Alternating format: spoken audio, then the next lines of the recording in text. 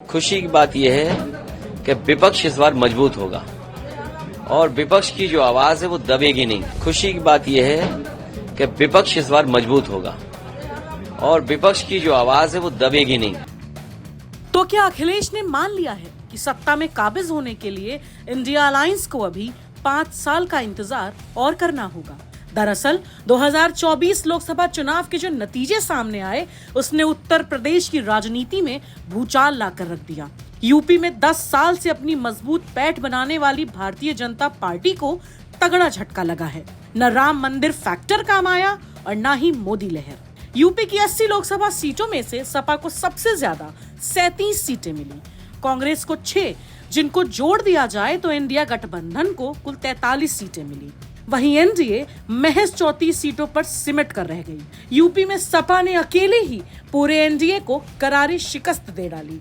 अखिलेश यादव भले ही इस बार सत्ता में नहीं आ पाए, लेकिन इस बार के नतीजों से ये साफ तौर पर जाहिर हो गया है कि सपा एक मजबूत विपक्ष के तौर पर निकलकर सामने आई है। हालांकि सरकार बनाने के लिए जिन आंकड़ों की जरूरत थी वो आंकड़े बीजेपी ने छू लिए हैं और एक बार फिर सत्ता में आने की पूरी तैयारी में है। लेकिन इस बार के नतीजों ने बीजेपी की आंखें जरूर खोल दी हैं कि अपने विपक्ष को कम आंकना उनकी भारी भूल थी। 6 जून को दिए अपने एक इंटरव्यू में जब सपा सुप्रीमो अखिलेश से सरकार गठन को लेकर सवाल किया गया तो उन्होंने कहा कि देखिए, चुनाव अलग तरीके से होता है और सरकार अलग तरीके से बनती है। सरकार गिनती से बनती है।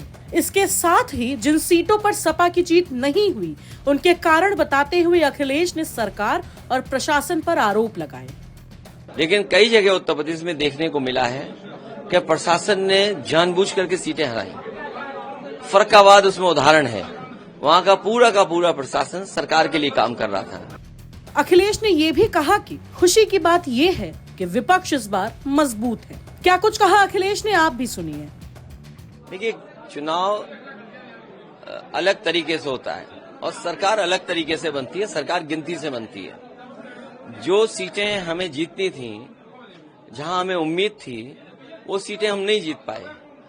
कई कारण होते हैं उसको, लेकिन कई जगह उत्तर प्रदेश में देखने को मिला है कि प्रशासन ने जानबूझ करके सीटें हराई। फर्रुखाबाद उसमें उदाहरण है। वहां का पूरा प्रशासन सरकार के लिए काम कर रहा था। इसलिए जो सरकार बनेगी वो गिनती से बनेगी। आपको लगता है एलओपी एक सबसे महत्वपूर्ण पद होता है, जो कि हमने पिछले 5 साल में देखा? लीडर ऑफ अपोजिशन पार्लियामेंट में मुखर होना चाहिए, देश के मुद्दों को उठाना चाहिए। आपने उठाया, कांग्रेस ने उठाया, आरजेडी ने उठाया, जो चुनाव में वो पार्लियामेंट में उठना चाहिए। एक दमदार एलओपी के तौर पे आप लोग आ रहे हैं सामने। देखिए, खुशी की बात यह है कि विपक्ष इस बार मजबूत होगा और विपक्ष की जो आवाज है वो दबेगी नहीं। और वहीं कई महत्वपूर्ण सवाल हैं जो चुनाव में जनता के बीच में रखे गए थे। सबसे बड़ा सवाल यह अग्निवीर की नौकरी का। समाजवादी पार्टी कभी भी अग्निवीर व्यवस्था को स्वीकार नहीं कर सकती है। फौज की नौकरी बढ़े, नौजवान वर्दी पहन करके सीमा की रक्षा करना चाहता है, उसको मौका मिले, ज्यादा से ज्यादा नौकरियां बढ़ें। पहले लाखों में नौकरी मिलती थी फौज की, इन्होंने हजारों में कर दी है।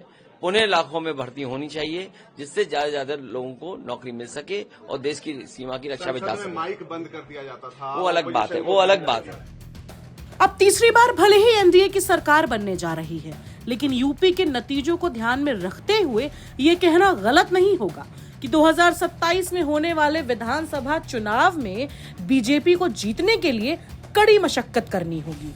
पक्ष विपक्ष के इस दांव पेच पर आपकी क्या राय है, हमें कमेंट बॉक्स में जरूर बताएं। ब्यूरो रिपोर्ट, यूपी तक।